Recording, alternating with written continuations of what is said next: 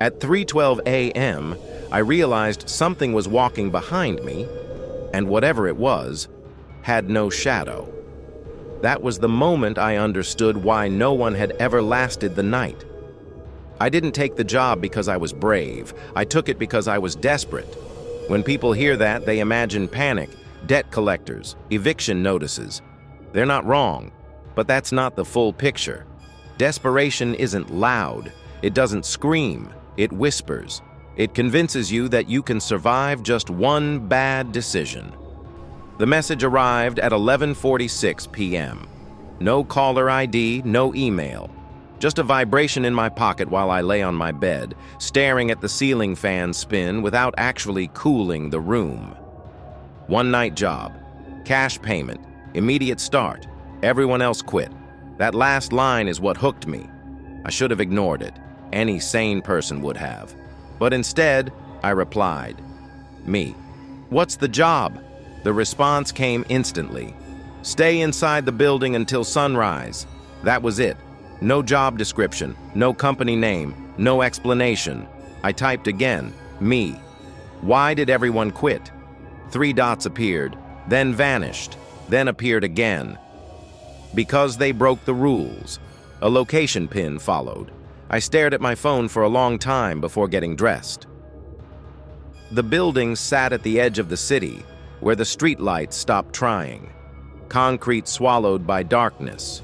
No signs, no graffiti, just a tall, windowless structure that looked like it had been abandoned mid-thought. A single man stood outside the entrance. He didn't look like security, or management, or anything official.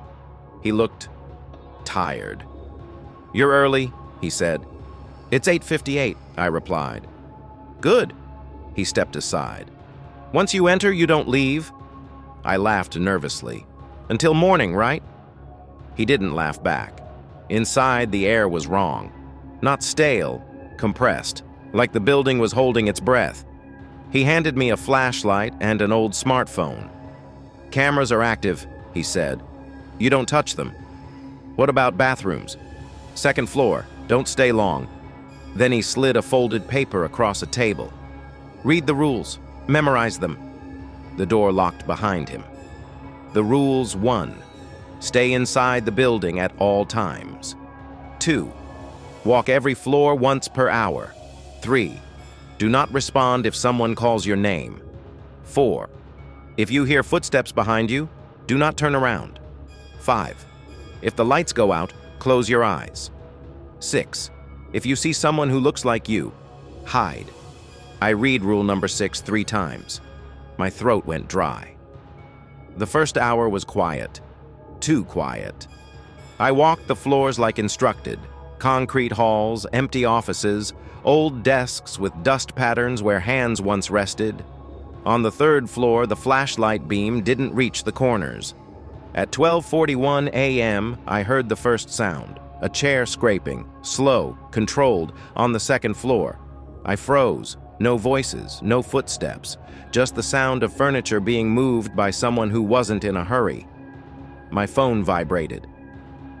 Log 12:42 a.m. Unusual noise detected. I didn't type that. At 1:30 a.m., the cameras began to follow me. Not fully, just enough to notice. At 2:06 a.m., I heard breathing that wasn't mine. At 2:59 a.m., the lights flickered. At 3:12 a.m., the lights went out. I closed my eyes. That's when I felt it behind me.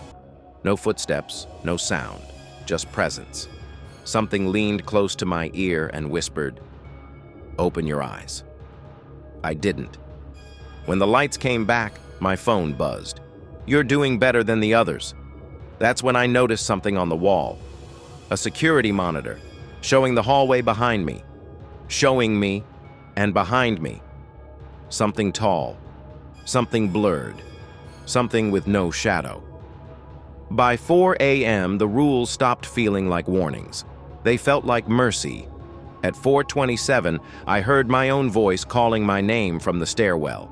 At 5:01, I saw someone wearing my clothes at the end of the hall. I hid.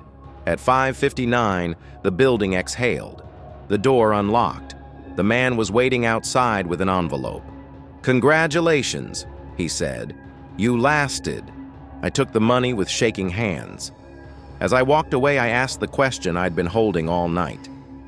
What happens to the ones who don't? He looked back at the building.